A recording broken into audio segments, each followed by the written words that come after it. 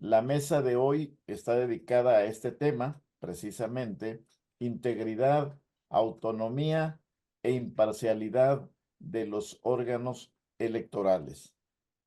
Podría decir de entrada que es una mesa de especialistas. Tenemos hoy una mesa de lujo formada por tres ex autoridades electorales mexicanas: Fernando Gesto Martínez Porcayo, quien fue presidente del Tribunal Electoral del Poder Judicial de la Federación; Luis Carlos Ugalde, quien fue consejero presidente del Instituto Federal Electoral; y Leonardo Valdés Zurita, quien fue también consejero presidente del Instituto Federal Electoral. Voy a adelantar sus perfiles a reserva de irlos presentando a cada uno de ellos. Como todos saben, la modalidad es que escuchemos primero a los tres panelistas.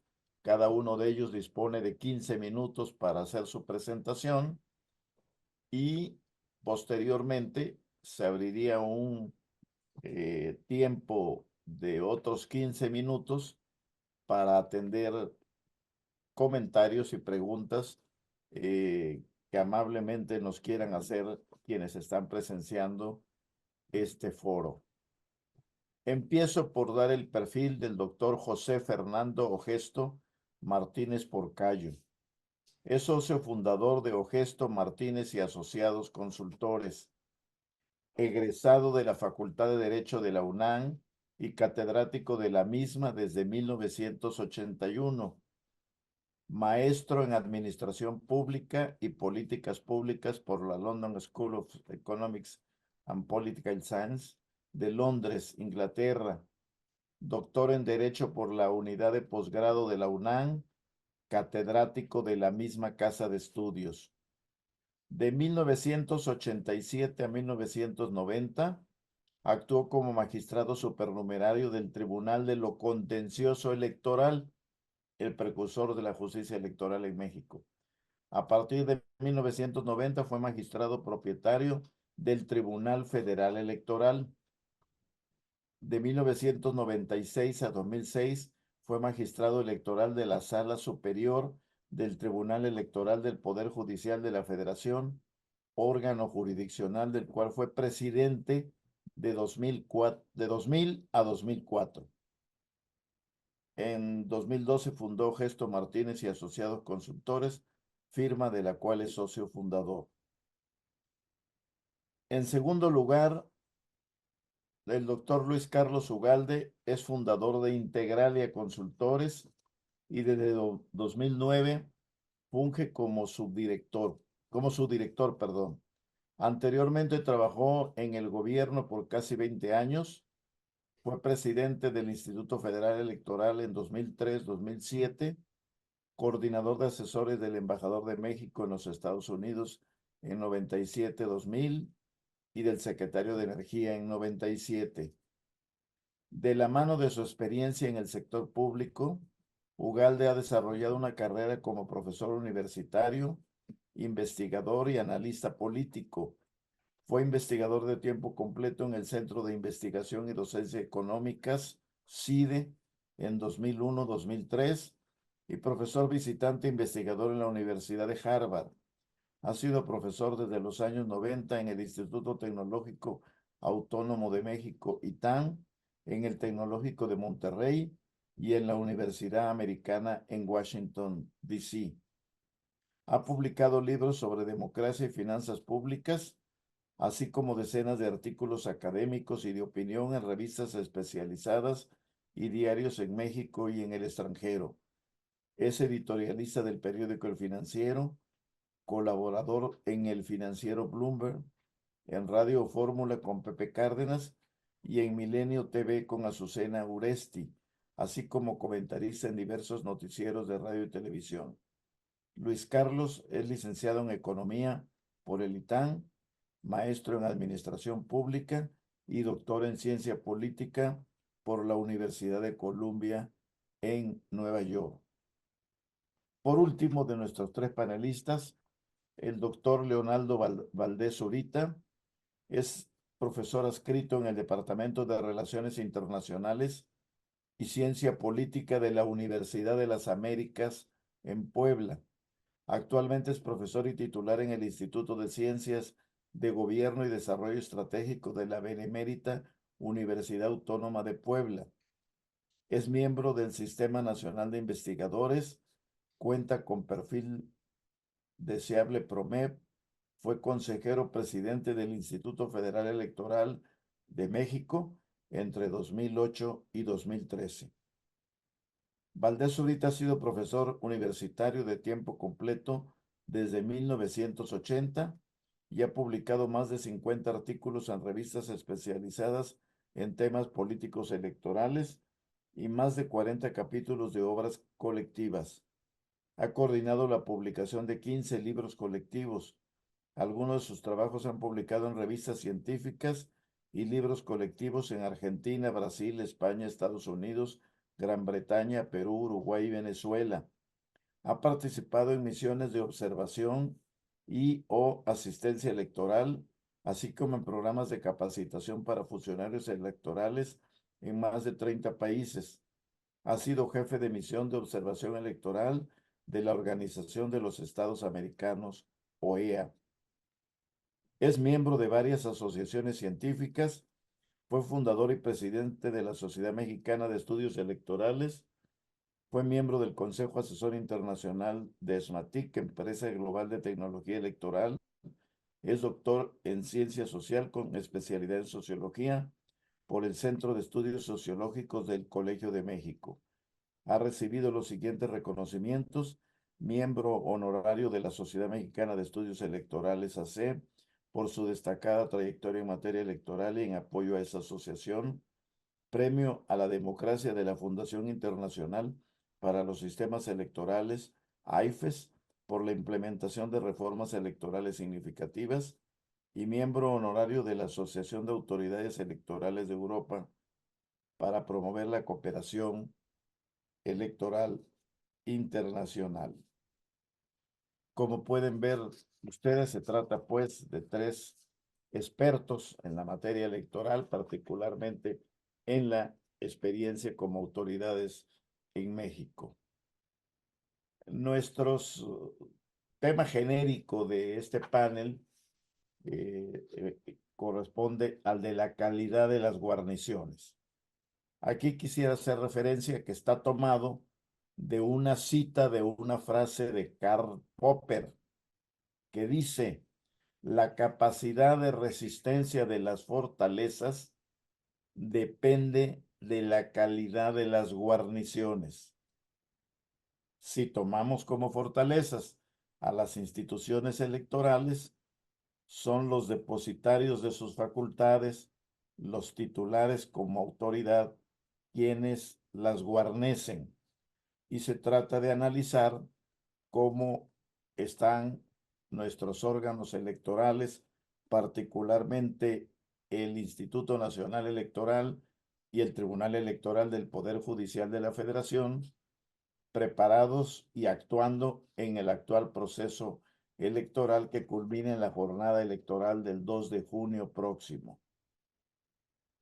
El tema, repito, de la mesa específica es integridad, autonomía e imparcialidad de los órganos electorales.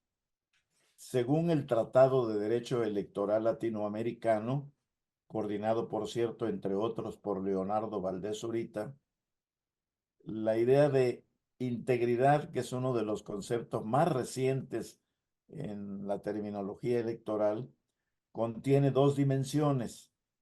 La primera se refiere a su alcance integrador. Asume una visión global de todos los aspectos del proceso electoral, de cada uno de sus actos y etapas. Incluye los actos anteriores y desde luego la jornada electoral y los posteriores a la misma. Una segunda dimensión se refiere a la calidad de las elecciones, a su carácter íntegro. Se determina como postulado ético y se sustenta en buenas prácticas reconocidas universalmente en la materia. Tiene que ver con comportamientos honestos y responde a paradigmas universales. La imparcialidad, pues tiene muchas connotaciones, pero se plasma en, según la investigadora Isabel Trujillo, que ha escrito un libro editado por Jurídicas de la UNAM en tal sentido, se plasma en la ley del intelecto sin pasión. Corresponde aplicarla a sujetos virtuosos conforme a los mandatos de la ley. Tiene que ver, pues, con cualidades subjetivas y con condiciones objetivas de carácter legal. Por último, en el caso de las autoridades electorales, la autonomía, específicamente en la experiencia latinoamericana, se considera una aportación a la conformación de autoridades electorales que en otros continentes, particularmente en Europa, generalmente está a cargo la organización y la resolución de controversias en materia electoral de los ministerios del interior. La autonomía en tratándose de órganos electorales tiene que ver con independencia administrativa, su capacidad de generar normatividad, de administrar sus recursos, con independencia política, precisamente se le ha desprendido de los poderes públicos para garantizar en mayor medida la imparcialidad, independencia normativa vinculada a su independencia administrativa e independencia presupuestaria. En una síntesis del doctor Luis Antonio Sobrado González, que fue presidente del Tribunal Superior de Justicia de Costa Rica. De manera muy rápida, para introducir el tema, el proceso electoral 2024 es el más grande de nuestra historia electoral. Involucra a casi 100 millones de votantes registrados en las listas nominales de electores para participar en elecciones federales, locales y municipales. Más o menos de cubrir todas las posiciones en disputa, habrá 40,000 candidatos propietarios y suplentes por partido o por coalición. Como están registradas 2 coaliciones nacionales y un partido político participante en las elecciones federales, en principio se estaría hablando de 120,000 candidatos. Debo advertir que el proceso se adelantó en los tiempos legales. Hubo candidatos y candidatas específicamente presidenciales antes de iniciar legalmente el proceso electoral en septiembre. Y esto fue avalado por el INE y por el Tribunal Electoral del Poder Judicial de la Federación. Los órganos electorales han estado sujetos a un acoso gubernamental desde la Presidencia de la República y desde el Poder Legislativo. Ha habido planes A, B y está en vigor el C para modificar y hacer retroceder el sistema electoral mexicano. Hubo una iniciativa constitucional del presidente de la República de 2022, luego hubo, que fueron el Plan A, iniciativas legales de 2023 a varias de los ordenamientos reglamentarios, y hay iniciativas del 5 de febrero del presente año que todas han tenido que ver con modificar el sistema de representación de las cámaras del Congreso de la Unión y toda la organización comicial mexicana. La justificación central, según la exposición de motivos del llamado Plan A, establecidos expresamente por el presidente de la República, fueron de que no habían cumplido, particularmente el INE en ese momento, con imparcialidad sus tareas y el argumento recurrente del costo alto del sistema electoral. El primer argumento se cayó por sí solo, no lo volvieron a mencionar, porque precisamente con el INE y con el Tribunal Electoral del Poder Judicial ganó la presidencia de la República el actual titular del Ejecutivo Federal y posteriormente en los años sucesivos, 19, 20, 21, 22, 23, su partido ha ganado 22 gubernaturas de las 32 entidades federativas que conforman el Pacto Federal de los Mexicanos. Ha habido planteamientos para elegir por voto popular a los consejeros y a los magistrados electorales. Y además de estos acosos, ha habido omisiones por parte de autoridades para tener completas a las autoridades electorales. El Senado de la República Mexicana no ha designado a 2 magistrados de la Sala Superior en reemplazo de otros 2 que concluyeron su periodo de ley, y hay faltantes en muchas de las salas regionales del Tribunal Electoral por omisión del Senado de la República.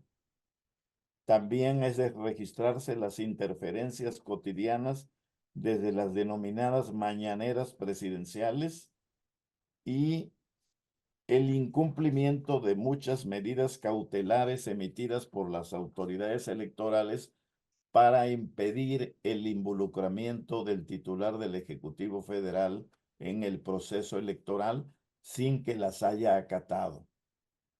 Habría que mencionar así de manera muy rápida que también hubo afectaciones a los presupuestos del INE y del tribunal para este proceso electoral. Por lo que se refiere al frente interno de ambas autoridades electorales, es de mencionarse que en el Instituto Nacional Electoral se han establecido 2 bloques de consejeros que están enfrentados. No han logrado nombrar al secretario ejecutivo y hay un encargado del despacho y a otros titulares de direcciones y unidades administrativas relevantes.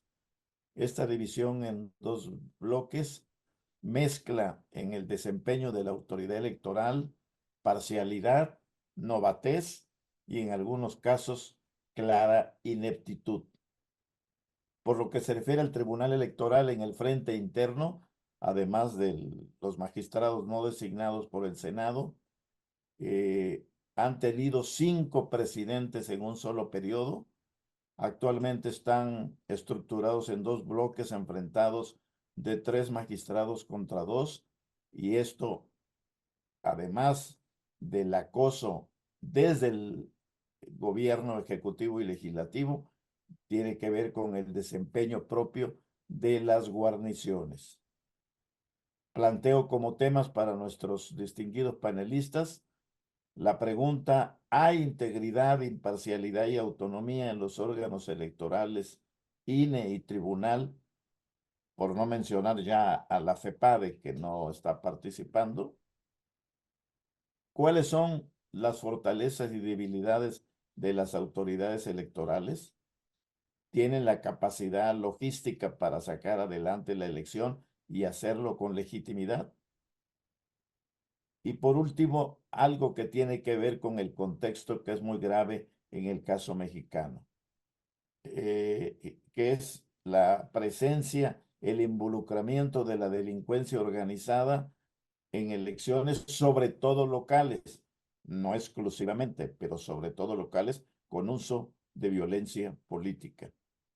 Contamos con alertas del Observatorio Ciudadano, organizado por el proyecto del Centro para un proyecto nacional y la revista Voz y Voto, y el Acuerdo Nacional para la Integridad Electoral, que nos llevan a preguntar: ¿es factible, como lo afirmó el titular del Ejecutivo Federal, un golpe de estado técnico en el actual proceso electoral mexicano?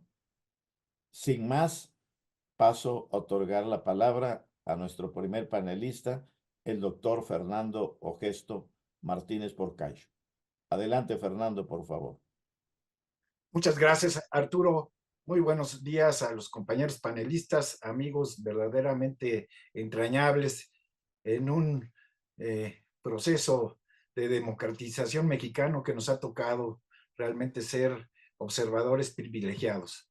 Quiero, pues, en primer lugar, agradecerle a Marcela Jiménez de Safe Democracy esta invitación que realmente nos permitirá, con nuestra visión de exfuncionarios, pues hacer un balance acerca de la integridad electoral. Arturo, muchas gracias también por la invitación.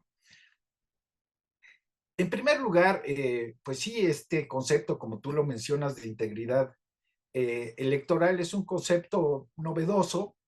Ahí la fundación de Kofi Annan ha incursionado, ha creado toda una doctrina para medir la calidad de las elecciones, si estas se realizan con libertad y honestidad, y establecer qué puntos son necesarios para considerarlas como legítimas.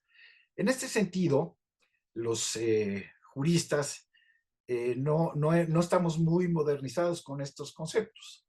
Sin embargo, esta integridad siempre se ha cuidado. Es precisamente al Tribunal Electoral del Poder Judicial de la Federación que le han encargado establecer la validez de la elección, es decir, la integridad del proceso electoral. En el caso de las elecciones actuales, le toca precisamente al Tribunal Electoral determinar, no solamente hacer el cómputo final de la elección de presidente, que debería ser una función administrativa, sin embargo se la dan a un órgano jurisdiccional, sino establecer que todo el proceso se desarrolló conforme a los principios constitucionales y legales.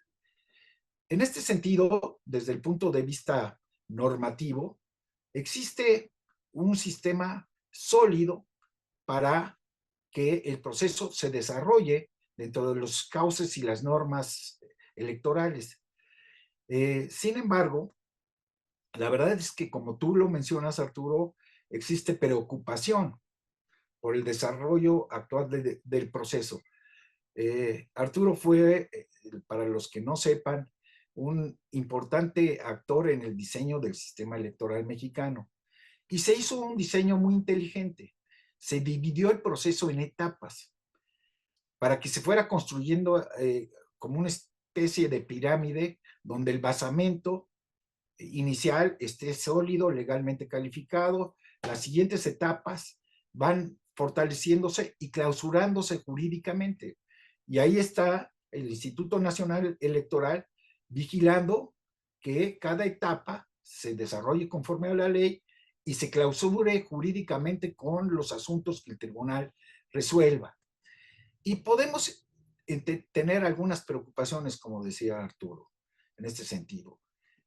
La ley mexicana, bien o mal, si se acerca a los cánones de las democracias más sólidas, estableció tiempos muy precisos sobre cuándo inician las campañas electorales, las precampañas, cuánto dinero se puede utilizar en cada etapa, en fin. Y entonces vemos que este proceso inicia realmente de manera desordenada, porque los tiempos para el inicio de las precampañas se violentan por las dos candidatas de las coaliciones que están compitiendo. Y sin embargo, pues esto se hizo valer jurídicamente, y tanto el Instituto Nacional Electoral y el Tribunal, yo diría, y aquí es una visión crítica personal, que con falta de fuerza y de apego estricto a la Constitución y a la ley, validan esta violación. Ok, esa etapa estaría clausurada, pero hay que tener en cuenta que hay otros actores. Y aquí empiezo a hacer especulaciones jurídicas, tal vez como abogado ahora, litigante en la materia. ¿Qué tal si el candidato de Movimiento Ciudadano establece que esa violación al inicio de las precampañas, rompe con la equidad y que como él no inició, pues está en una clara desventaja y la hace valer el día que se califican los procesos electorales. Es decir, establece una irregularidad que aunque fue considerada como legal, pues nunca se escuchó a este partido. Entonces podría ser un elemento que aunque clausurada la etapa C, pudiera de alguna manera revisar en la etapa final. Después, establece nuestra ley también topes muy claros, muy específicos sobre lo que se pueden gastar en precampañas y campañas. Y bueno, pues hubo rebases de los topes. Esto está calificado por el Instituto Nacional Electoral, que terminaron en multas. Podríamos decir, oye, realmente no afectó el desarrollo del proceso porque se le calificó con una, dijéramos, una sanción alternativa, no de que se lastimara la integridad de esta etapa, pero sin embargo queda ahí como un indicio de que hay una violación que también se puede hacer valer. Ojo, todas estas irregularidades que están permitiendo las autoridades electorales se pueden hacer valer en una etapa final de calificación de la validez o la integridad general de todo el proceso.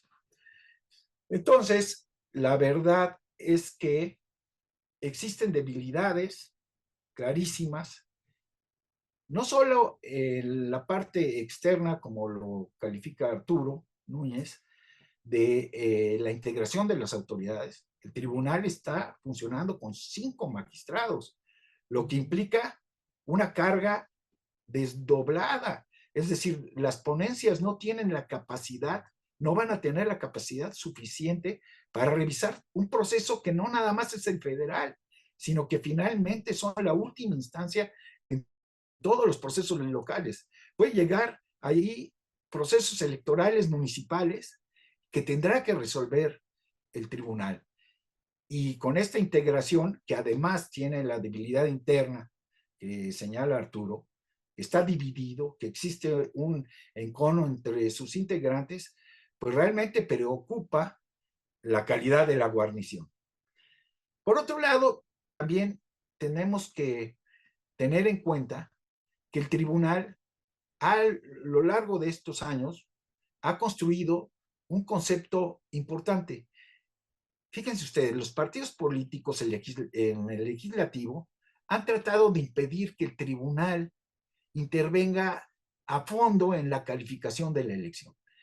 Trataron primero de establecer las causales de nulidad taxativamente, como decimos los abogados, es decir, establecer un catálogo de conductas que ponen en riesgo la votación en las casillas.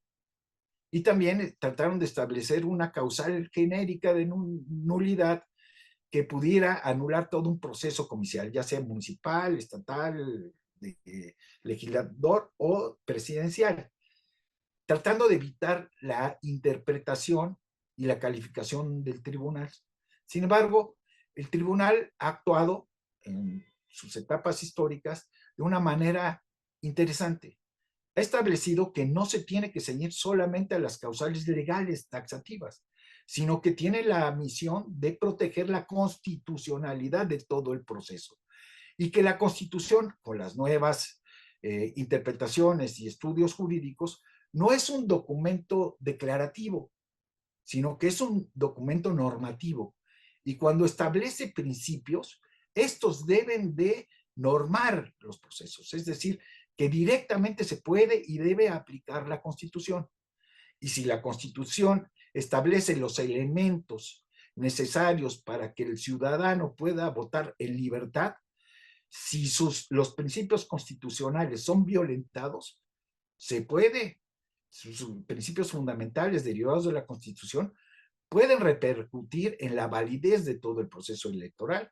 Y así lo ha hecho el tribunal. Empezó con la nulidad de elecciones en tu estado, recordarás, Arturo, con la nulidad de la elección de gobernador, con una creación jurídica que se llamó causal de nulidad abstracta, derivada de principios constitucionales. Y estableció que cuando alguno de estos principios es violentado de manera fundamental, no puede considerarse a la elección como una elección integral, limpia, jurídica, legítima, y que entonces no puede producir efectos jurídicos. Más tarde, las nuevas integraciones evolucionaron el nombre que no gustaba, de causal de nulidad abstracta, a nulidad de la elección por violación a principios constitucionales. Y este es el caso. Estamos viendo clarísimamente una intromisión, como tú lo decías, del poder ejecutivo en el proceso electoral. Por disposición constitucional y legal, las autoridades deben de observar un principio de neutralidad en relación con el proceso electoral. Obligación constitucional que desde el Ejecutivo se ha violentado. El Instituto Nacional Electoral ha establecido que en más de 40 ocasiones el presidente de la República ha hecho señalamientos que inciden en el proceso electoral. Hay 24 sanciones que lo obligan a retirar sus dichos en la llamada mañanera por considerarlos una intromisión indebida en el proceso, violatoria del principio de neutralidad. Y fíjense, este principio también está dirigido a la calidad integral del proceso electoral. Y si existen estas violaciones, aunque hayan, es decir, no existe una sanción específica al presidente porque nada más retiran, lo obligan y no lo pueden limitar, sigue violentando la ley. Sin embargo, no se dan cuenta que sí existe una violación sistemática que puede hacerse valer el día de las elecciones. Entonces, es delicado que se violen este principio porque rompe con la equidad del proceso. Equidad que además la exigió el propio presidente de la República. Todavía recuerdo cuando calificamos la elección de el licenciado Calderón, que el partido del presidente se quejó de que el presidente Fox intervenía en las elecciones, que había intervenido. Yo recuerdo que fueron alrededor de 6 o 8 spots que directamente el presidente Fox hizo y pusieron en riesgo, se acuerdan que a una magistrada muy querida, recordada, la magistrada Rosina Navarro, para ella eso puso en grave riesgo la legalidad del proceso electoral. Imagínense ahora con esta, dijéramos, sistemática y reiterada violación a este principio, pues no solamente ya la pone en riesgo, ya está un elemento para poder declarar que no ha habido una legitimidad completa. Me meto en un paréntesis que dicen que a lo mejor es estrategia del propio presidente para anular la elección.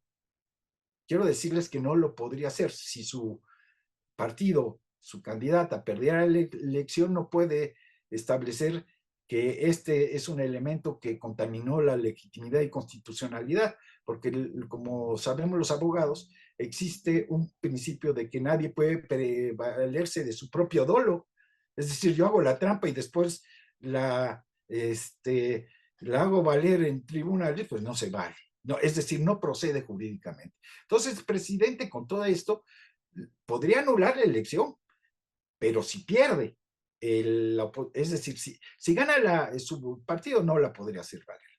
Solamente la pueden hacer valer los que perdieran la elección. En fin, existen elementos para que jurídicamente las autoridades puedan constatar la calidad jurídica del proceso electoral, su apego a las reglas constitucionales y a los principios y a las reglas electorales locales. Espero, porque ha habido tibieza en las autoridades, excepción de algunos consejeros y magistrados, que tengan el valor de suspender, como ayer desafortunadamente en el INE no se suspendieron las mañaneras, no se estableció, dijéramos, la propaganda oficial del instituto, estableciendo un elemento que va a ser determinante, el de, perdón, el uso de los programas sociales, que también es un elemento que está ahí clarísimo de coacción del voto y de impedimento de la libertad del ciudadano para elegir, que también puede hacerse valer en la calificación final de la elección. Sin embargo, vimos tibieza. Dijeron, no, vamos a tener todo un programa para decirles que los programas sociales no es el momento, tampoco las mañaneras, bajo argumentos también de valores constitucionales, cuando el más grande valor en este caso es la libertad de la conciencia del ciudadano, de la voluntad del ciudadano, no la libertad de expresión de una persona, por muy importante que sea, como es el presidente.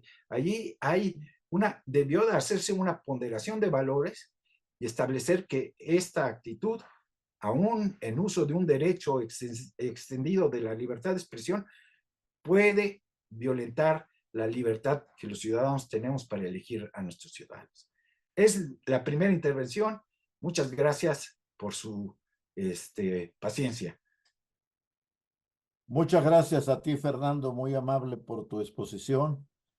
Y ahora le solicitaría hiciera uso de la palabra al doctor Luis Carlos Ugalde en el orden cronológico que hemos establecido. Luis Carlos, ¿estás ahí? Muy buenos días, gracias por la invitación, gracias a Marcela y gracias a Arturo. Desde mi punto de vista, la integridad del sistema electoral mexicano para la elección de 2024 está agrietado, y este agrietamiento está convirtiendo a esta elección en una elección que está violando los principios constitucionales para que sea una elección equitativa y legal.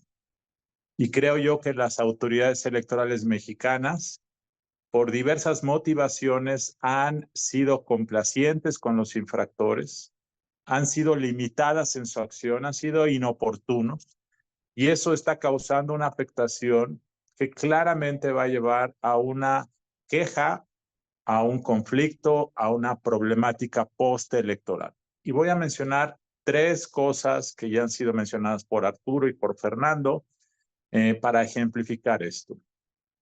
El primer tema es el intervencionismo del presidente López Obrador, y vale la pena recordar que en 2006 López Obrador, como opositor, fue quien reclamó que el presidente de la República y los servidores públicos se mantuvieran al margen de las contiendas.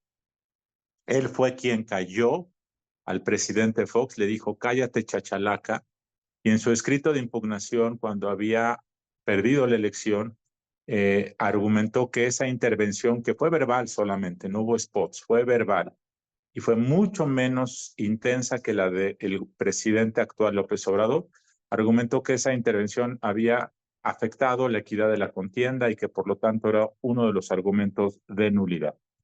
Un año después, en 2007, como resultado de eso, en la Constitución se estableció el principio de neutralidad de los servidores públicos, y desde entonces ha sido una norma que los siguientes presidentes habían cumplido hasta López Obrador, que ha intervenido cotidianamente y de manera directa.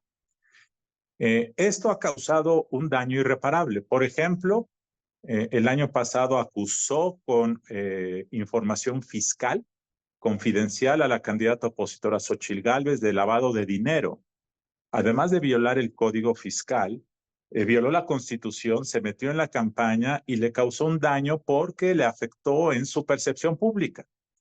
Y esto ha sido tolerado por las autoridades. Es cierto que las autoridades no tienen un mecanismo de coacción directa sobre el presidente de la República, pero también es cierto es que hay mecanismos que podrían ser innovadores, firmes, de mayor liderazgo, para poder decir con claridad que lo que hace el presidente no se vale y que con sus acciones está poniendo en riesgo la validez de la elección.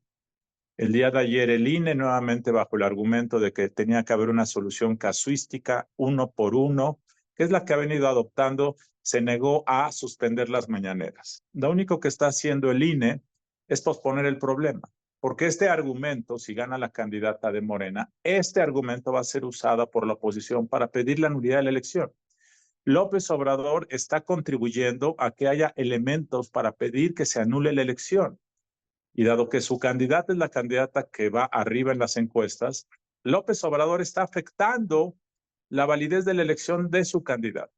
Ese es el primer tema y ahora, como dijo Fernando Gesto, le corresponderá al Tribunal Electoral definir si las mañaneras se valen o no se valen para poner un alto. Simplemente se trata de despresurizar los agravios que ya existen, y despresurizarlos significa ser sensible y atento a las peticiones de los jugadores. Primer tema. El segundo tema que ya se mencionó fue que las campañas iniciaron antes de tiempo y fue validado esto por las autoridades electorales. En el caso de Morena, en los hechos, sus precampañas internas empezaron 2 años antes. En el caso de la oposición, su precampaña interna empezó 2 o 3 meses antes de lo que establece la ley. Y este tema fue validado, es un hecho consumado, causó ya un daño irreparable. Una de las razones por las cuales la candidata oficial tiene tal nivel de ventaja se debe a que hubo una campaña de 1 año y medio, 2 años en todo el país para posicionar su nombre. Y esa es la segunda razón, que no se detuvo a tiempo. Y la tercera tiene que ver con el gasto llevado a cabo en estos procesos de campaña. Es claro que como estos procesos de precampaña fuera de los plazos legales no se detuvieron, todo el registro de esos gastos hechos no existe y por lo tanto no puede ser considerado para ver si hubo un proceso legal en esa recaudación de fondos y en ese gasto. Y esta es una tercera causa que ya causó efecto, ya generó un daño irreparable. De tal forma que esas 3 razones creo que han hecho de que esta elección, desde mi punto de vista, sea la elección más inequitativa de la historia moderna de México. Y claramente, al margen de diferencia o del resultado del 2 de junio, esto ya está causando un problema de agravio y un litigio que se anticipa. Eso es lo que veo. Como dijo Arturo Núñez, se vislumbra que en los órganos electorales hay una partición, hay como alineaciones de miembros más proclives a la independencia, a aplicar la ley, a si es necesario incomodar al gobierno, no importa, y otros integrantes del INE y del Tribunal Electoral más complacientes, menos dispuestos a dar la batalla. Esto siempre es así, pero hoy esto es un poco más claro. Finalmente, creo que la capacidad técnica del INE para la organización de la elección va a funcionar. Pero el problema, creo yo, ha sido de un arbitraje político. Y debo decir, cuando el presidente de un país no tiene mecanismos de autocontención democrática, no hay sistema legal que pueda ser suficiente para poner orden. Dicho de otra manera, la democracia requiere leyes, requiere autoridades, pero requiere políticos comprometidos con el cumplimiento voluntario de la ley. Eso no existe en México. Yo diría que ese es el principal problema de todo esto. Muchísimas gracias. Muchas gracias, Luis Carlos, muy amable por tu intervención. Y ahora le damos su turno al doctor Leonardo Valdés Zurita. Muchas gracias, Arturo. Muchas gracias, Marcela, por la invitación. Qué gusto, es un honor para mí compartir esta mesa con mis muy queridos amigos, Fernando y Luis Carlos. Hemos tenido responsabilidades que nos han impuesto un ejercicio intelectual, igual que Arturo Núñez, cuando fue director general del naciente Instituto Federal Electoral, nos han impuesto la necesidad de buscar la objetividad cuando se trata de emitir opiniones. Y en mi caso, perdón que hable de mi caso, pero quiero decir que a partir de un trabajo que ya mencionó Arturo Núñez, que desarrollé hace unos años con Dieter Nolen para compilar la más reciente edición del Tratado de Derecho Electoral Comparado de América Latina, aprendí de Dieter algo que me importa mucho y que además como profesor universitario siempre se lo transmito a mis alumnos y ahora lo quiero compartir con esta mesa. Dice Dieter en un bellísimo ensayo que originalmente fue una conferencia acerca de cómo aprender y cómo enseñar ciencia política. Dice Dieter Nolen que esto de enseñar y aprender ciencia política tiene que ver con un proceso de migración, de que las personas migremos del mundo de las opiniones al mundo de los argumentos.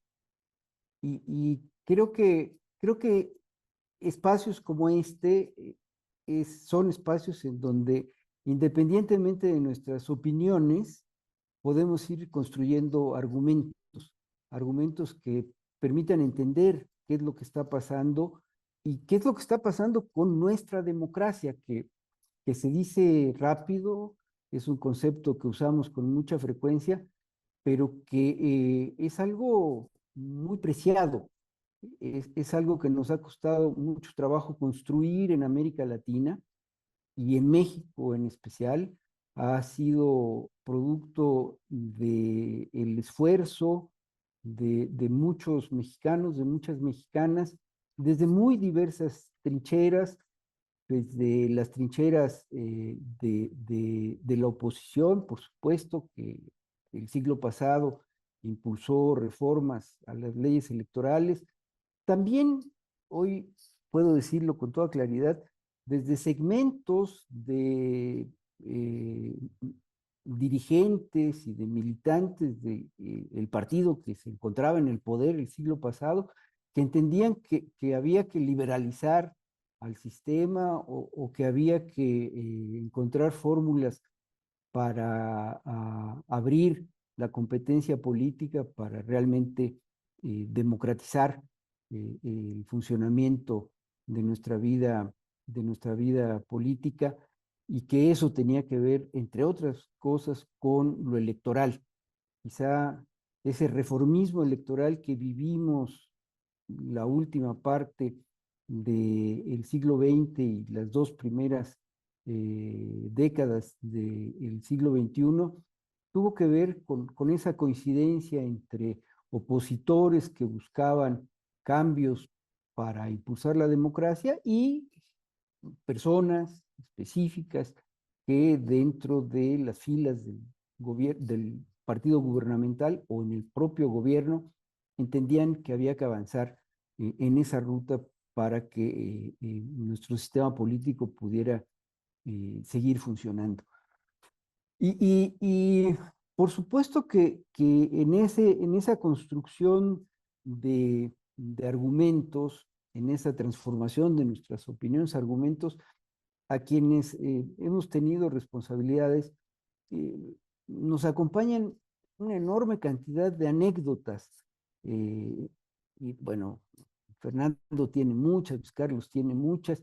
Yo, para apoyar muchas de las cosas que ya dijeron Fernando y Luis Carlos, y para intentar ir construyendo el argumento que quiero poner sobre la mesa, quiero referirme a una anécdota que me ha regresado a la memoria, decisiones recientes que se han tomado tanto en el INE como en el tribunal. Hace un mes, hace un poquito más de un mes, un poco más de un mes, el Consejo General del el INE le otorgó registro como candidato de la coalición Juntos Hacemos Historia por el estado de Querétaro en la segunda fórmula a una persona, Santiago Nieto, que ha ocupado cargos en el pasado, fue fiscal cuando yo era consejero presidente del IFE, él era fiscal de delitos electorales más recientemente ha sido encargado del despacho de la Procuraduría de Justicia o de la Fiscalía del Estado de Hidalgo. No fue nombrado fiscal porque no es hidalguense, porque aparentemente no residía en Hidalgo, y por eso fue por el gobierno, por cierto, del partido que ahora lo registra como candidato, designado como encargado de ese despacho, hasta hace pocas semanas. Pero hace un mes fue registrado como candidato a senador, un partido político. Entiendo que Acción Nacional impugnó esa decisión del Consejo General del INE, y la Sala Toluca, que es la cabecera de la circunscripción a la que está integrado el Estado de Querétaro, analizó el expediente y encontró que si bien esta persona fue registrada en la ciudad de San Juan del Río, Querétaro, en su registro, en su acta de nacimiento, consigna que es originario, que nació en la Ciudad de México, de tal suerte que en los términos que establece la Constitución, al no ser oriundo del Estado de Querétaro, tenía que demostrar una residencia ininterrumpida de 6 meses anteriores al registro para poder ser registrado como candidato al Senado de la República, motivo por el cual la Sala Regional Toluca suspendió o retiró ese registro, o le ordenó a la autoridad administrativa retirar ese registro al Senado. Hace un par de días, Sala Superior, en esta división de 3-2, magistrados, por 3 contra 1, porque además uno de los dos no asistió a la sesión. En prensa, el justiciable, Santiago Nieto, dijo que este magistrado, Rey Rodríguez, no debía participar, debía excusarse porque hay unas relaciones familiares, de amistades y este tipo de cosas, y que en consecuencia no iba a ser objetivo en su votación. Pero bueno, el caso es que los 3 magistrados que han estado actuando,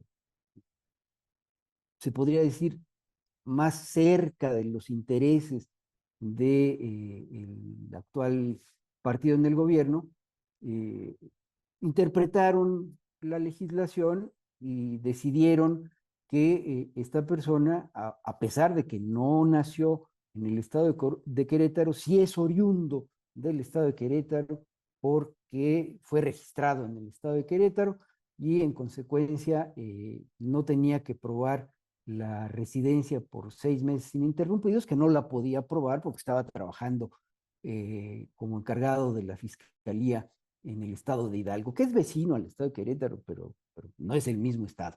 O sea que su residencia estaba en otro estado de la República. Esto lo pongo en la mesa.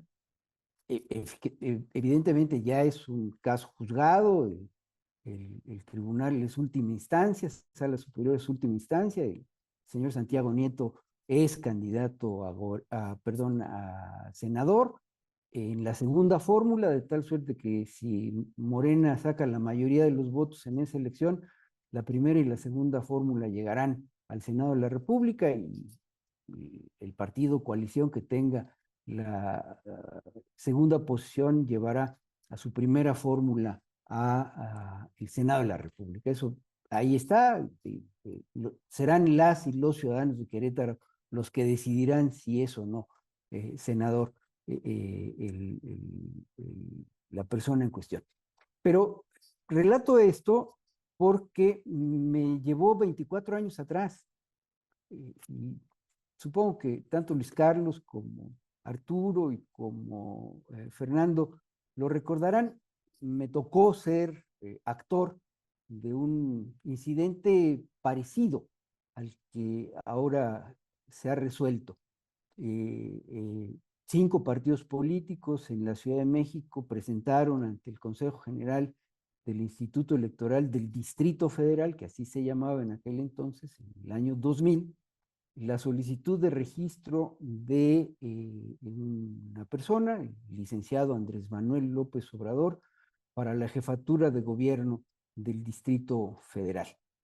Uno de esos partidos, que era el partido en el que esta persona militaba, el Partido de la Revolución Democrática, entregó una compilación muy gruesa de fotocopias por los dos lados, tamaño carta, por los dos lados, de recortes periodísticos que reportaban las actividades políticas de el candidato, en ese momento aspirante a candidato a la jefatura de gobierno del Distrito Federal, desde pues, muchos años atrás, porque él fue 2 veces candidato al gobierno de Tabasco, paisano de nuestro querido amigo Arturo Núñez. Arturo también fue candidato al gobierno de su estado y fue gobernador de su estado.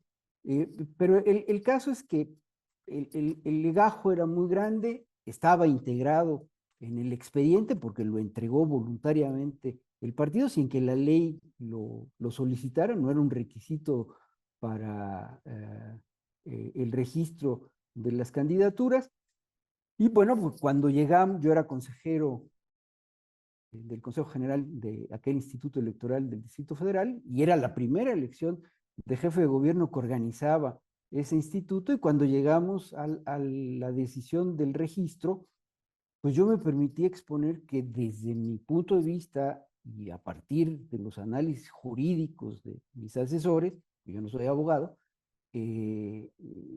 no era atendible la solicitud porque no se cumplía con el requisito de residencia. El estatuto de gobierno del Distrito Federal en aquel entonces, que era, digamos que, la constitución local de la capital de la República, decía que los oriundos del Distrito Federal no necesitaban, o para ser jefe de gobierno, se requería ser oriundo del Distrito Federal o probar una residencia ininterrumpida de 5 años antes del proceso electoral correspondiente. En el caso del señor López Obrador, pues no era oriundo del Distrito Federal, como al parecer tampoco es oriundo Santiago Nieto del estado de Querétaro, aunque ya el tribunal dijo que sí, pero bueno, aparentemente no es oriundo porque nació en otra entidad. Pero el caso es que en el caso del López Obrador no podía probar oriundez, si es que existe ese concepto jurídico, pero tampoco podía probar ininterrupción de la residencia, residencia ininterrumpida, porque si bien había sido 4 años antes electo presidente de su partido y se había mudado a la Ciudad de México y había desarrollado sus actividades políticas en la Ciudad de México, al tercer año de ese encargo, lo habían electo por 4 años, al tercer año de ese encargo renunció a la presidencia de ese partido con el objeto de regresar a su natal Villahermosa, su natal Tabasco, con la mira de obtener la candidatura de su partido de nueva cuenta a gobernador y en consecuencia el partido tuvo que nombrar a otro presidente, a un presidente interino, que si no me falla la memoria fue Pablo Gómez, que además fue su adversario en la interna del PRD, y en el debate Pablo Gómez le dijo: Andrés, tú no puedes ser jefe de gobierno de la Ciudad de México porque interrumpiste tu residencia en la ciudad y el estatuto de gobierno dice que ese es un requisito. Independientemente de que eso dijo en ese debate Pablo Gómez, que perdió la candidatura y el candidato designado por su partido fue López Obrador, lo cierto es que el legajo, aquel aquella compilación de noticias, sí demostraba que las actividades de López Obrador se habían desarrollado en la Ciudad de México durante 3 años y después se desarrollaban en Villahermosa, Tabasco. De tal suerte que no se cumplía el requisito de los 5 años de residencia ininterrumpida. El debate en el Consejo General fue muy interesante porque el consejero presidente apelaba que había una constancia de residencia expedida por la delegación política de Coyoacán en aquel entonces y decía que esa era documental pública y que era prueba suficiente y que los recortes eran documentales privadas y que pues esas solamente podían ser prueba si estaban adminiculadas con la documental pública. Nada más que la interpretación de mi abogado era que al ser otorgados esos documentos por el partido que solicitaba el registro, no eran documental privada, eran hechos asumidos. Y la ley en aquel entonces, la ley electoral de la Ciudad de México, decía que no eran sujetos a la prueba ni la ley, ni los hechos evidentes, ni los hechos asumidos. De tal suerte que siendo hechos asumidos no tenían que ser considerados como documental privada o pública para ser considerados como prueba. El caso es que la votación éramos 7 consejeras y consejeros, la votación fue 4 por el registro, 3 en contra del registro, los partidos impugnaron, los partidos opositores en ese momento impugnaron ante el Tribunal Electoral del Distrito Federal. Ahí la votación fue 3 por el registro, 2 en contra, y después los partidos decidieron no ir a sala superior, así es que Fernando no conoció ese asunto en sala superior. Yo pienso que si hubiera llegado a sala superior, quizá sala superior hubiera tomado el mismo criterio que me recomendaban mis abogados, que sí había una interrupción de la residencia y que eso impedía que pudiera ser jefe de gobierno o que pudiera ser candidato a jefe de gobierno. El asunto es que lo que quiero decir es que esas decisiones del órgano administrativo y del órgano jurisdiccional local en la Ciudad de México, pues en su momento tuvieron las consecuencias jurídicas que tuvieron. López Obrador fue candidato, ganó la jefatura de gobierno, pero vean ustedes las consecuencias históricas que han tenido esas decisiones.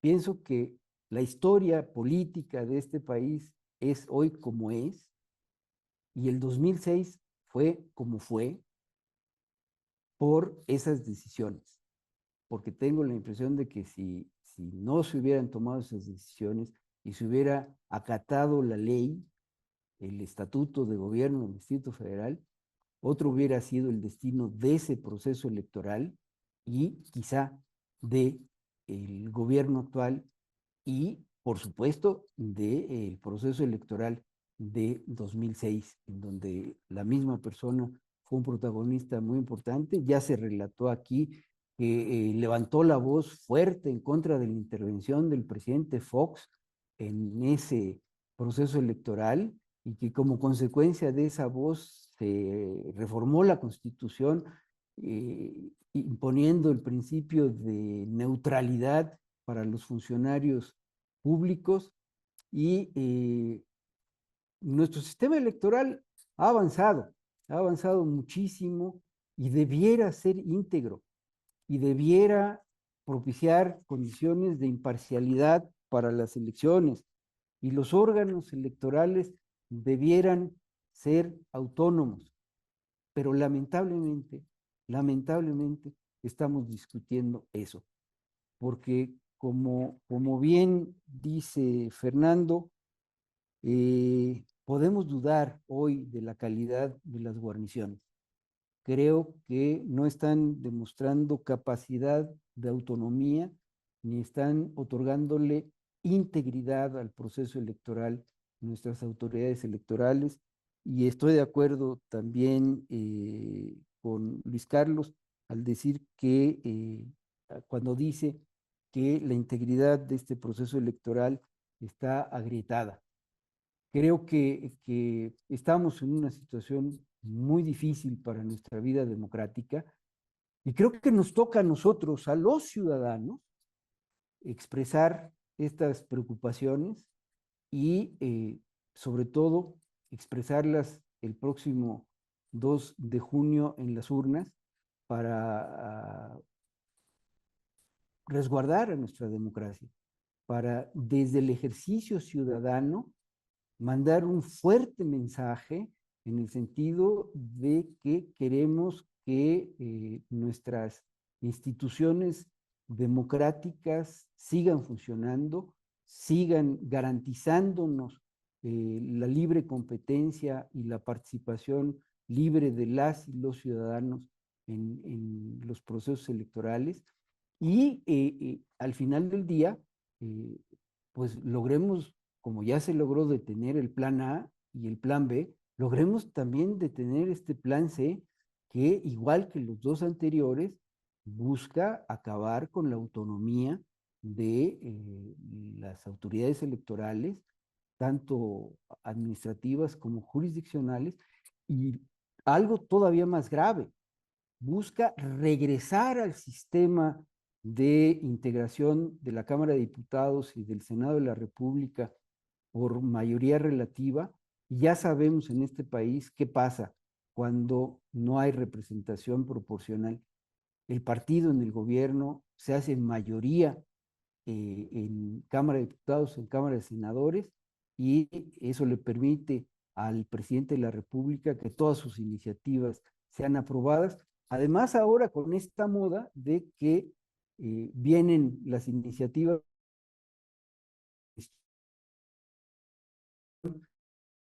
de no moverle ni una coma, eso sí realmente lastima al régimen democrático que hemos logrado construir en este país.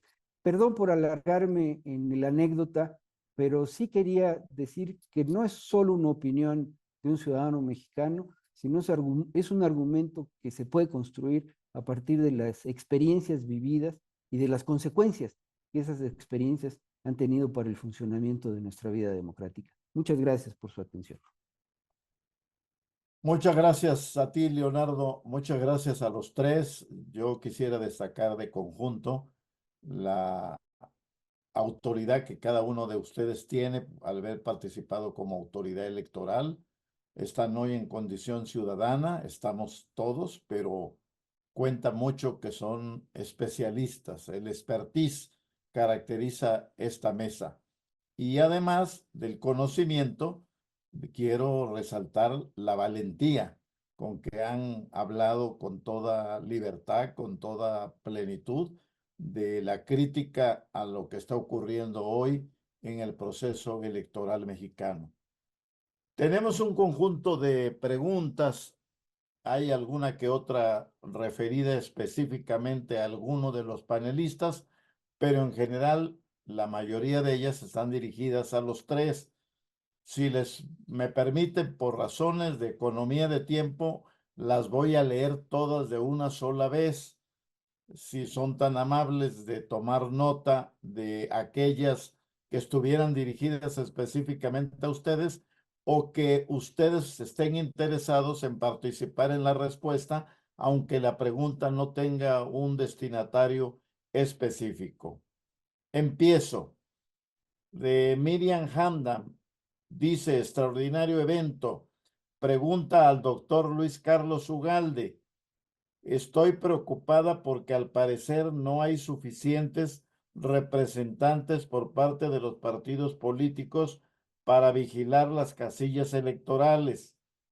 ¿Qué podemos hacer? De Lilia Moreno, esta no tiene destinatario. El actor político principal, el presidente en turno, no demócrata en un ambiente polarizado, es más peligroso? ¿O es el propio líder político quien ocasiona la polarización justo por la ausencia de talante democrático? De Gerardo Martínez Vara, tampoco tiene destinatario específico. Si se perfilan estas elecciones como las más inequitativas de la historia de México, de antemano el ejercicio democrático puede ser impugnado. Se pueden declarar inválidas las elecciones. De Martín Íñiguez, tampoco con destinatario. ¿Es posible suspender las mañaneras con base en todo lo señalado por los ponentes? Otra sin referencia específica, de Elvia Yarina, soy de Jalisco. El año pasado puso una denuncia ante el INE por la contaminación visual por parte de Morena con leyendas de Soy Claudia y demás contendientes internos de Morena a la presidencia en toda la zona metropolitana de Guadalajara. Jamás recibí una respuesta al respecto. Otra más de ella, de Elvira Yanina. Ahora, si buscamos hacer alguna denuncia de fraude electoral, ¿a quién, cómo, de qué forma podríamos como ciudadano denunciar? Ahora tenemos de Fermín Pérez Montes. Efectivamente, el concepto y contenido de la expresión calidad de las guarniciones, muy afortunado, engloba y define el crítico momento que vive la democracia mexicana. Desafortunadamente, la sistemática estrategia de debilitamiento y desmantelamiento de las autoridades electorales, administrativas y jurisdiccionales en ambos órdenes de gobierno tiene de muchos años atrás y es hasta ahora que empiezan a reconocer la verdadera dimensión y gravedad. En este contexto, ¿qué opinan los panelistas sobre cómo intentar a escaso mes y medio de la elección salvar la elección o cuando menos tratar de encauzarla en la legalidad vigente? Gracias por su respuesta. De Roberto Sin, de Israel. Buen día para ustedes y buenas tardes para mí. Es conocido que la violencia en general y la relacionada al sistema político el sistema político eleccionario es hoy lo que se puede llamar una enfermedad pandémica, ya que se ha desparramado por toda América Latina por la introducción de elementos de los llamaría simplemente delincuentes. Mi pregunta es, ¿cómo va a luchar México contra el sistema de corrupción y violencia, que no solamente es verbal, sino que también trata de establecerse mediante la introducción de leyes y cambios en la Constitución sin dejar de lado la amenaza directa e indirecta sobre candidatos que se encuentran dentro de los lineamientos oficiales? Todo muy interesante. Gabriela Rojas, ¿qué sucede en el caso de Sheinbaum, que no es mexicana y busca una presidencia de la República en un país que no es el suyo? ¿Qué se puede hacer? Gracias. Soy Gabriela Rojas Beltrán. De Héctor García, ¿cómo visualizan el sistema político mexicano de cara al proceso electoral del nivel presidencial? Esas son las que tengo registrados hasta ahorita. Puedo otorgar la palabra en el orden que ustedes mismos quisieran, a preguntas específicas. Creo que nada más hubo una para el doctor Ugalde y las demás son genéricas para los tres panelistas.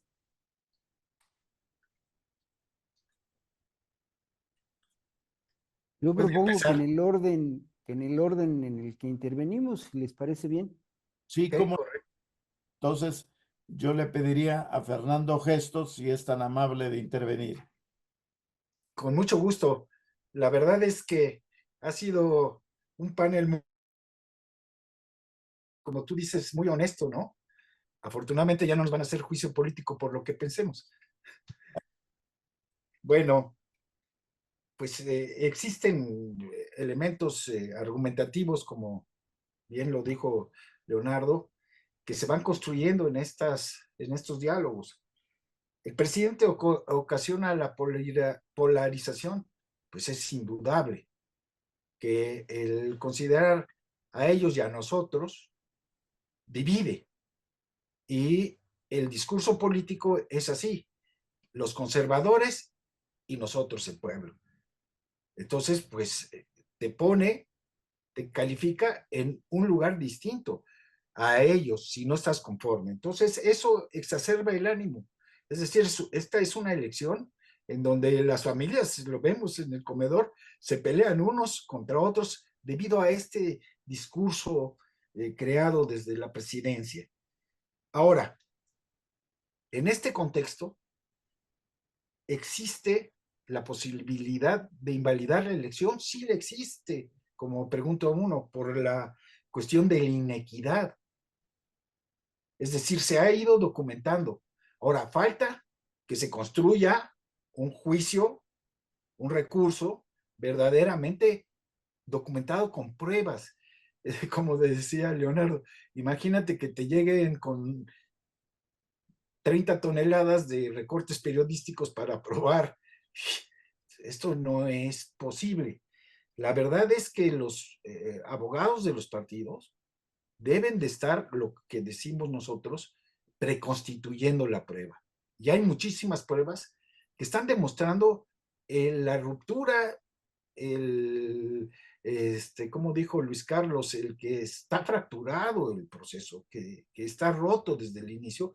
Y esto hay que argumentarlo. ¿Cuándo? Cuando se califica la elección. Ahorita no podrías venir a decir, ¿sabes qué? Que las mañaneras ya deben de demostrar que hay un proceso viciado. No, eso se verá al final. Y aquí está lo delicado. Fíjense ustedes que si la diferencia es mayor a 5 puntos, seguramente uno de los elementos para declarar nula la elección es si esa ilegalidad, si esa no acatar los principios y reglas en materia electoral fue determinante o no. Es muy difícil en un contexto de una diferencia grande entre el primero y segundo lugar demostrar la determinancia. Ahora, si es un proceso cerrado, seguramente terminará en los tribunales y habrá que calificar todos los elementos de prueba que presenten las partes.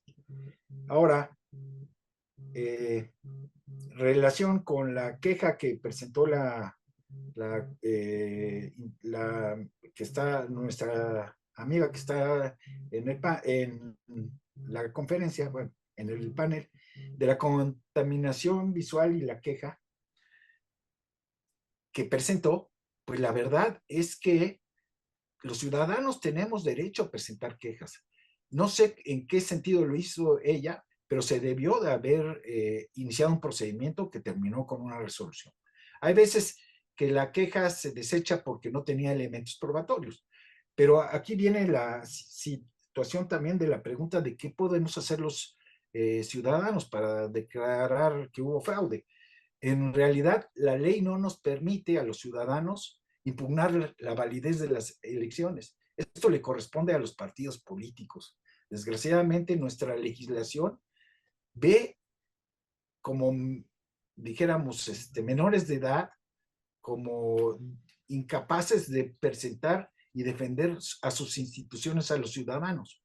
Tenemos una democracia que al ciudadano no le da las facultades que debería de tener, y esa es una reforma que espero que pronto venga, porque en realidad, y lo hemos discutido mucho contigo, Arturo, los partidos políticos no le dan oportunidad ni el lugar preponderante que tienen los ciudadanos. Y si no se lo dan, entonces hay que dárselo por vía legislativa.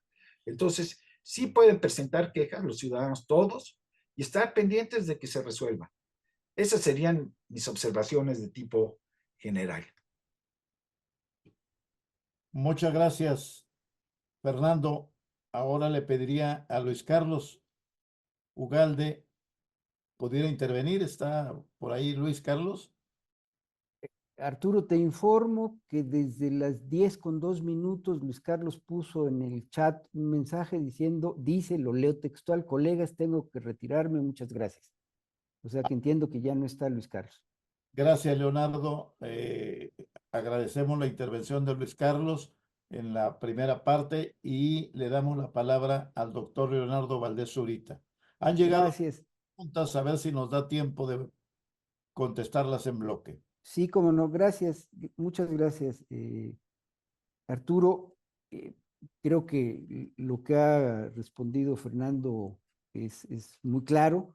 Efectivamente, el momento para que este proceso electoral pueda ser declarado, o el resultado pueda ser declarado nulo, pues es el momento de la calificación y en términos estrictos a quien le corresponde esa responsabilidad es a la Sala Superior del Tribunal Electoral del Poder Judicial de la Federación, y a quienes les corresponde hacer valer argumentos jurídicos en ese sentido es a los partidos políticos que están participando en la contienda. Eh, hay la idea, lo dijo Luis Carlos, lo dijo bien, y uno de las personas que ha planteado preguntas y comentarios, Gerardo, si no me falla mi anotación, de que este proceso electoral está siendo muy inequitativo, incluso si no me falla, Luis Carlos dijo el más inequitativo del México actual. Y es cierto, tiene que ver con lo que nos decía Lilia en su reflexión inicial. El origen de esa inequidad está en Palacio Nacional. Efectivamente, tenemos en la presidencia de la República a una persona que no se distingue por su compromiso democrático.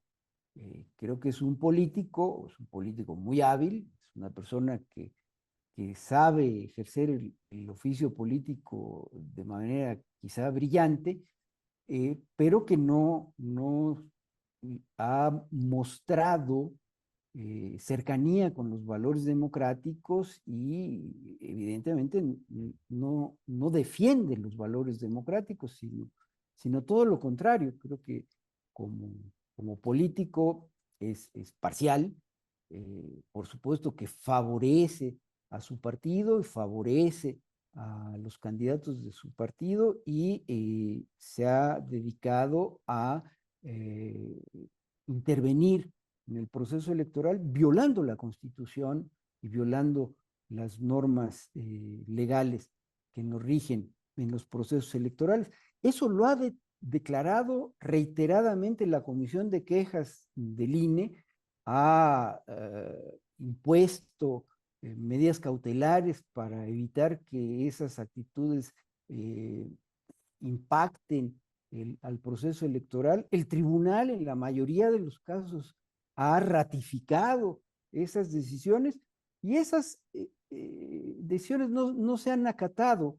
Se han acatado, digamos, porque se quitan de las redes sociales algunas expresiones en las mañaneras o incluso se bajan las mañaneras completas, pero en la siguiente mañanera vuelve a presentarse el argumento que incide sobre el proceso electoral, que favorece al partido en el gobierno y que hace inequitativo el proceso electoral. Sí está configurándose en términos políticos y supongo que jurídicos también la posibilidad de argumentar inequidad en el proceso electoral y solicitar la anulación si es, como bien dijo Fernando Gesto, si es que gana la candidata del partido en el poder. Si gana la otra candidata, entonces este argumento no sería viable, no sería jurídicamente viable ponerlo en la mesa porque la candidata del partido en el poder no es la agraviada por esta inequidad. Al contrario, son los otros candidatos, los que no son del partido en el poder, los que han sido agraviados por esta inequidad. Y ahí yo voy a la pregunta de Fermín, que además le mando un abrazo a Fermín, creo que somos amigos, nos conocemos desde hace muchos años, gran colaborador de Arturo en el pasado. ¿Cómo salvar la legalidad de esta elección? lo decía yo al cerrar mi participación, creo que para salvar la legalidad, y no solo la legalidad, la legitimidad de este proceso electoral, creo que los únicos que podemos hacerlo somos las y los ciudadanos. ¿Cómo? Participando en las elecciones, saliendo a votar, haciendo lo mínimo que podemos hacer en la vida democrática. Ir a la jornada electoral y expresar nuestra opinión, nuestra voluntad a través del voto. Creo que si logramos una copiosa votación en la que millones de ciudadanos expresemos nuestro respaldo a la democracia al ejercer nuestro voto, podremos en ese último tramo reencauzar el proceso hacia la legalidad, para que efectivamente estas guarniciones que están un poco agrietadas, que están un poco dolidas, lastimadas, no tengan que llegar a esta situación de enfrentar la posibilidad de la nulidad de la elección. Creo que es ahí en donde hoy está la respuesta. Y por supuesto hay otras muchas formas de participar. Podemos también participar como observadores electorales. Creo que vale la pena. Yo ya estoy haciendo mi solicitud para ser observador electoral. Creo que vale la pena que muchas ciudadanas y ciudadanos en este proceso electoral nos inscribamos como observadores electorales. Van a venir visitantes extranjeros. También es importante la opinión de los visitantes extranjeros sobre la integridad del proceso electoral. Es importante que quienes tenemos la posibilidad dialoguemos con esos visitantes extranjeros para que tengan elementos para normar su criterio y emitir una opinión informada respecto del proceso electoral. Y bueno, quienes salieron sorteados, yo no sé si Fernando, supongo que Arturo tampoco, quienes salieron sorteados para ser funcionarios de mesa directiva de casilla, hay que asumir esa responsabilidad. Esa es una forma de participar en la vida democrática muy, muy importante, porque ese es el día en el que los ciudadanos se convierten en autoridad electoral, reciben a sus vecinos en las mesas de votación, verifican su identificación, verifican que estén en la lista nominal, les otorgan las boletas y al final de la jornada cuentan los votos, levantan las actas y le dan legalidad y también legitimidad al proceso electoral. De tal suerte que creo que los ciudadanos, las ciudadanas tenemos mucho que hacer para reencauzar este proceso, para llevarlo al terreno de la legalidad, de la legitimidad, para que nuestra vida democrática no siga lastimándose como lamentablemente ha sido lastimada durante los últimos años. Y uno de los principales flagelos de esta vida democrática y de esta vida social, la refería Roberto, la violencia. La violencia y lamentablemente la participación de la delincuencia organizada en nuestros procesos electorales. Ya está documentado, hay investigaciones periodísticas muy serias y hay investigaciones de organizaciones de la sociedad civil que han demostrado que en las elecciones, tanto federales de 2021 como en las elecciones locales que se han llevado a cabo de 2018 a la fecha, ha habido, no en todas, pero en muchas de ellas, intervención del crimen organizado, agrediendo y en algunos casos incluso asesinando a candidatos y a candidatas, amedrentando a candidatos y a candidatas. Ahora se ha tenido que implantar un dispositivo de vigilancia y de cuidado, de seguridad de candidatas y candidatos a nivel federal y en las entidades de la República, como no habíamos tenido nunca en el pasado, porque sí hay amenazas, lamentablemente, para muchas candidatas, para muchos candidatos.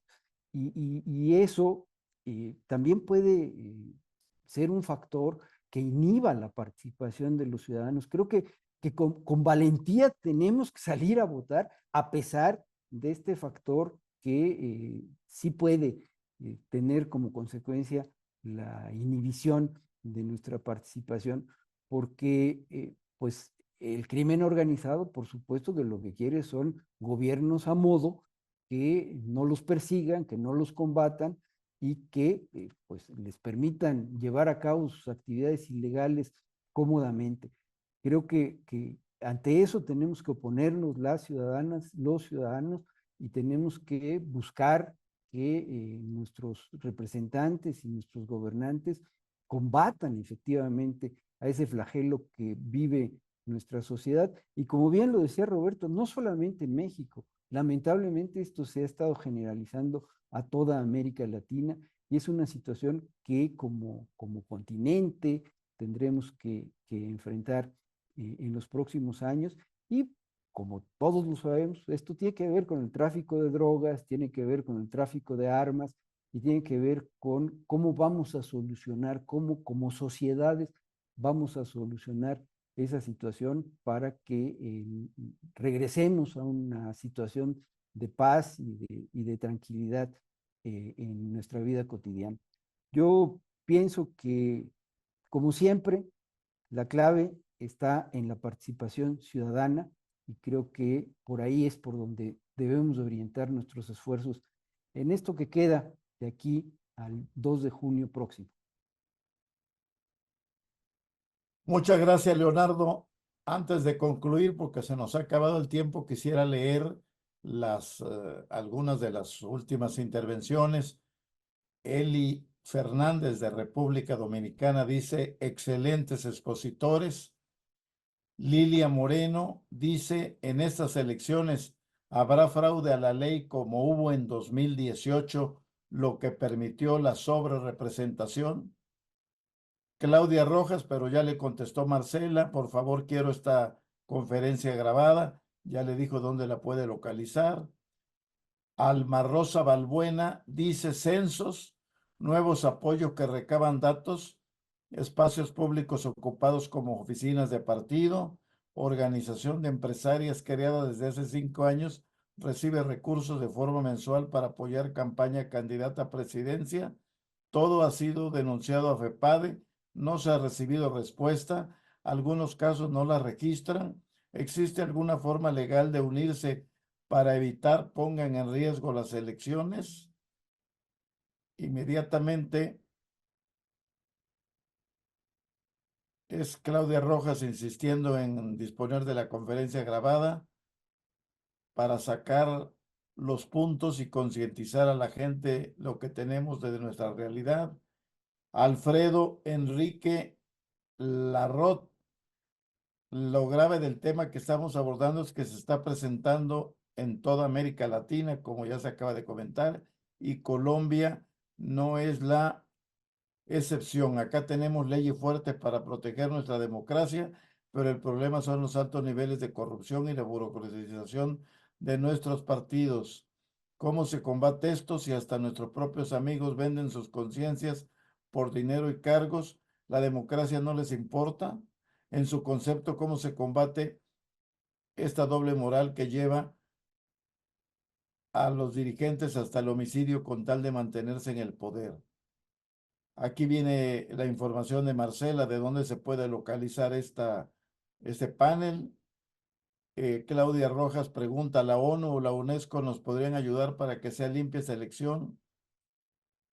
Aleja dice, felicidades a Marcela Jiménez por la organización de este evento, a los expositores y en particular saludos al licenciado Fernando Gesto, cuyo papá fue director de la Facultad de Derecho de la UNAM y presidió el sínodo de mi examen profesional. No da apellido, Aleja. Lilia, ¿le conviene a la democracia procedimental a las instituciones que gane la oposición en 2024? Felicidades, Marcela, me tengo que retirar, pero busco la grabación en YouTube.